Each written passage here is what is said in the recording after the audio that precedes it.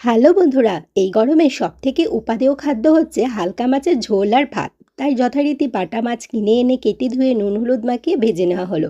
তারপর ডাঁটা, আলু, কাঁচকলা, পেঁপে দিয়ে রীতিমতো ঝোল। আর একটু জিরে আদা বেটে নেওয়া হলো কাঁচা লঙ্কার সাথে।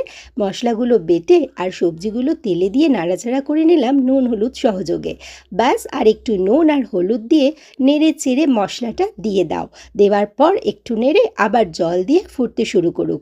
ফুটুক ততক্ষণ, তারপরে যেই ফুটে আসবে মাছগুলো টপাটপ ছেড়ে দাও। আহ, যেন তৃপ্তি লাগছে দেখেই। মাছগুলো যেই হয়ে আসবে তার ওপরে একটুখানি ধনেপাতা আর কাঁচা লঙ্কা সহযোগে নাড়াচাড়া করে ঢাকা দিয়ে রেখে দাও।